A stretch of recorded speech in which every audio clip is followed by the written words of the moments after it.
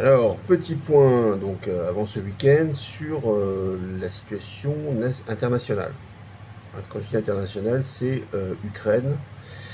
Donc le fait que Trump ait humilié Zelensky donc la semaine dernière, en fin de semaine dernière, dans le bureau ovale de la Maison Blanche, et les réactions et la défense notamment des Européens qui a suivi donc avec Macron, avec tous les dirigeants, minables de l'Union européenne, hein, Merz, le Luxembourg même qui n'a pas d'armée, enfin, c'était assez pitoyable, hein, Charles Michel, le Conseil européen, etc. Donc, quelle est la position qu'on peut avoir? Donc moi, quand j'ai vu la semaine dernière la manière dont Trump a humilié Zelensky, bah, j'ai été un peu comme tout le monde. J'ai été, été effondré. J'ai trouvé ça effroyable, effroyable humainement, la manière dont il s'y est pris, méthode de gangster, etc. Donc là-dessus, sur le, vraiment sur le moment, je ne peux pas dire que Trump c'est une crapule, etc. Avec Vance, etc. Donc moi j'étais là comme tout le monde, j'ai ressenti ça. J'ai ressenti humainement que c'était inacceptable s'agissant d'un pays envahi et qui n'a pas déclenché la guerre. Hein. L'Ukraine n'a pas déclenché la guerre contre la Russie, c'est totalement l'inverse. Et puis bien sûr Poutine, la Russie est une dictature. Bah, tout ça pour moi je n'en disconviens pas. Et voilà.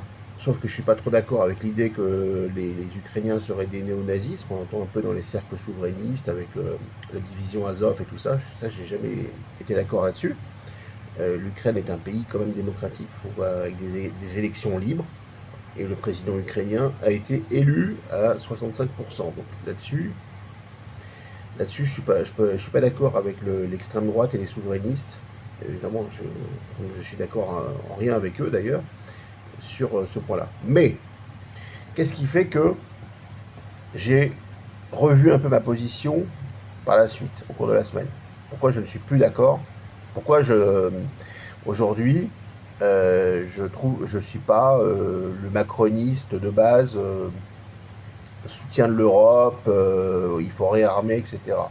Position, parce qu'en fait, ce qui se passe derrière, c'est que Macron, Macron, qui hier a fait un discours, avant-hier plutôt, a fait un discours hallucinant, belliciste, etc., en mentionnant la Russie, que la Russie est une... Enfin, c'est dingue, quoi. Le mec, il est seul dans son bureau et il entraîne un pays entier, après avoir complètement démantelé la diplomatie française, parce qu'il faut voir ce qui s'est passé hein, au niveau des administrations.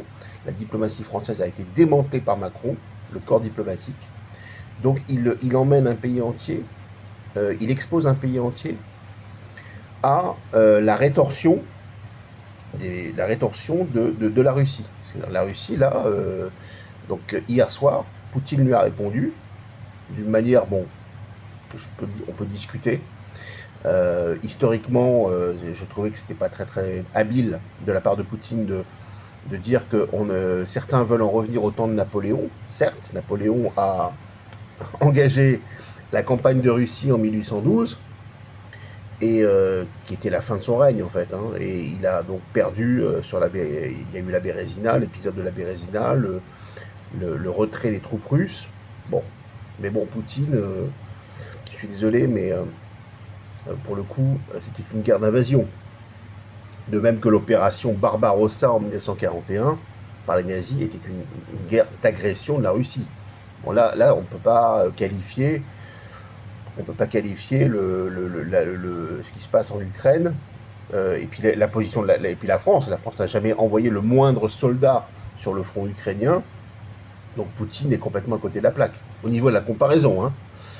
Voilà. Maintenant, sur le fond, le fait que Poutine ait répondu à Macron, alors là, pour le coup, moi je suis 100%, il a eu 100% raison de moucher, ce petit autocrate, ce qui aimerait être un autocrate pour le coup, parce que Poutine en est vraiment un, Macron n'en est pas un, mais il aimerait en être un. il aimerait lui aussi se maintenir au pouvoir, et il se maintient au pouvoir de manière illégitime. Donc Poutine a eu raison de moucher Macron. C'était jouissif. C'était jouissif à entendre.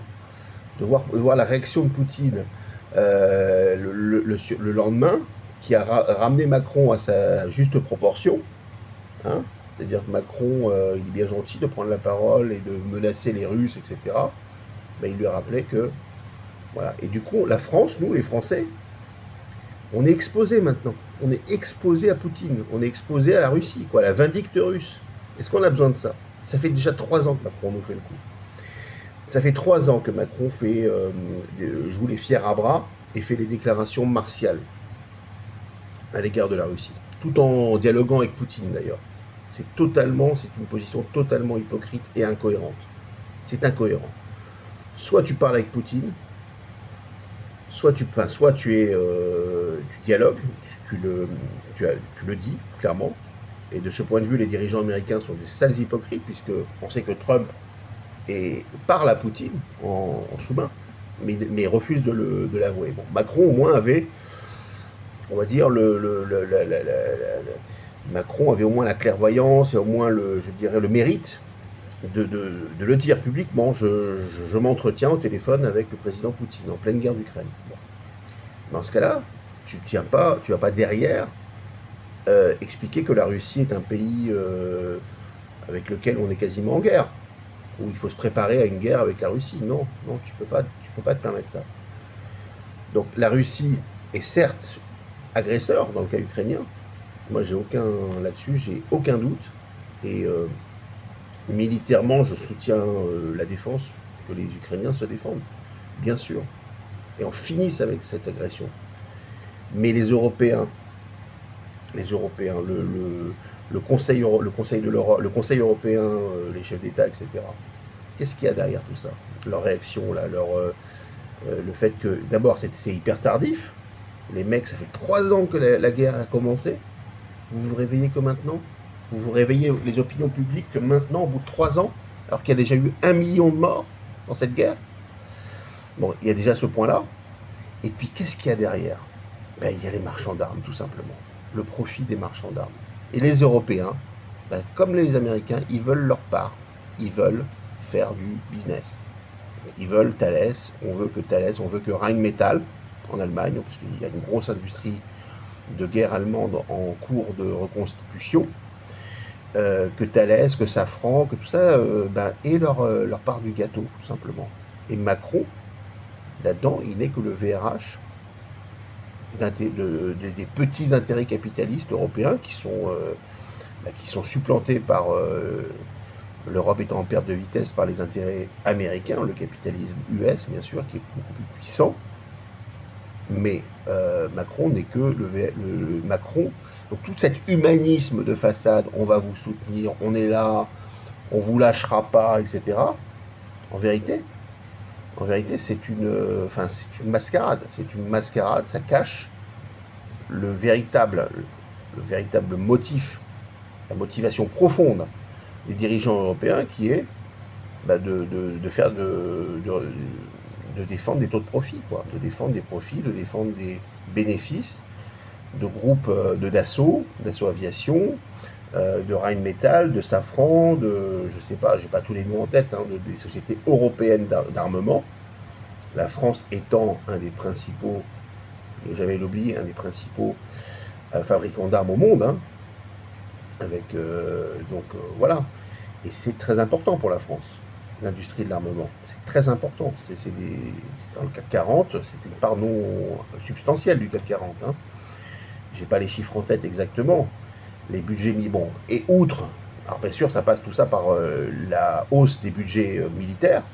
La France va rehausser le budget de ses armées dans les différents budgets. Si Macron arrive à se maintenir au pouvoir, il prévoit de faire passer le budget. Donc c'est la commande publique aussi pour les industries de l'armement. Donc la France n'a jamais eu la moindre once d'humanisme à l'égard des Ukrainiens. Bon, bien sûr, comme ils sont racistes, comme la France est raciste et colonialiste, elle préfère accueillir elle préfère accueillir des Ukrainiens que des Algériens, etc. Mais derrière tout ça, la France n'a jamais été humaniste. La Grande-Bretagne non plus. L'Allemagne non plus. Les Pays-Bas non plus. Il y a du business, tout simplement. Et les Européens, ils veulent misérablement avoir leur petite part du gâteau.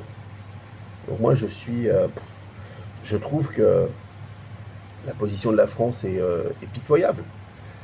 On a un régime qui se dit démocratique, qui ne l'est pas, un président qui n'a aucune légitimité et qui cherche à se relancer politiquement à l'occasion voilà, pour le coup du fait que Trump a humilié Zelensky. Trump a abattu en quelque sorte le masque américain, qui est un masque cynique, un masque mafieux par certains côtés de ce pouvoir américain. Moi, je ne suis pas trumpiste. Je ne suis pas d'accord avec Juan Branco quand Juan Branco défend Trump. Trump, c'est quand même un type qui est en train de dissoudre la démocratie aux États-Unis, de s'attaquer à la séparation des pouvoirs, aux corps intermédiaires, etc. Donc je ne peux pas soutenir Trump, mais je dirais que c'est un révélateur. Ce qui s'est passé, c'est un révélateur. Les Européens sont obligés de riposter, ils sont obligés parce qu'ils sont sommés par Trump d'organiser eux-mêmes leur propre défense pour l'avenir. Donc voilà. Sauf que ce qui se passe, en conclusion, c'est que eh bien, les Européens, ils le font de manière grotesque, de manière tardive, et avec de pseudo-arguments humanistes et de solidarité européenne, etc., alors qu'en réalité, ils défendent les intérêts du big business européen, de la bourse, etc. C'est ça la réalité. Donc, moi j'ai trouvé ça assez marrant hier soir sur BHL, hein, sur BFM TV, qui défend Macron est courageux, etc. Bon, BHL en service commandé. Alors il était brillant sur la forme, de même que je ne peux pas non plus disconvenir que Macron a été brillant dans sa conférence de presse sur la forme. Ah oui, il était très brillant, parce que quand il s'agit de se relancer lui-même, parce qu'il sait très bien que quand il va devoir dégager de l'Élysée, il faudra le recaser ailleurs, il faudra le recaser à l'Union européenne, etc. Donc Macron essaye tout simplement de préparer l'après, de se préparer. En fait, il a fait un discours pour lui-même. C'est ça qui est fou. C'est que le discours, l'allocution de Macron que vous avez suivi avant-hier, elle n'est pas destinée comme la plupart des allocutions de Macron, elle n'est pas destinée aux opinions publiques, elle est destinée à lui-même. Il est son propre DRH, quelque sorte, par anticipation, il brigue un mandat européen, président du Conseil ou des conneries comme ça, qu'à mon avis il n'aura pas, hein, mais bon, ça c'est un autre sujet, parce qu'il s'est trop discrédité sur plein de sujets, bon. Mais il essaie tout simplement de se recaser ensuite. Il espère, je sais pas trop quoi, le prix Nobel, machin, mais... Donc, voilà, ne soyez pas naïfs, on n'a pas affaire à des... on n'a pas affaire à des bonnes sœurs, on n'est pas Churchill en 1940, etc., les combats de la démocratie contre trucs, ça n'existe pas. On est sur des problèmes de marchands d'armes, des problèmes de profit, des problèmes de... La France, les Américains au moins sont clairs, hein, ils veulent plus défendre les Européens, donc les Européens sont obligés dans l'urgence là de s'organiser. Ils s'organisent avant tout pour leurs marchands d'armes, pour le business, etc. Les actionnaires, les dividendes, etc. Ne croyez pas qu'il y a le moindre sentiment de solidarité désintéressée à l'égard de l'Ukraine. Ce n'est pas le cas. Et vous allez voir dans les jours qui viennent, que tout ça est l'attitude de Macron, etc., va amener à un déshonneur de la France, un déshonneur qui est déjà le cas aujourd'hui avec ce que j'ai dit, c'est-à-dire le fait que Poutine a tout simplement mouché Macron d'une façon pathétique, quoi, le lendemain même de son intervention.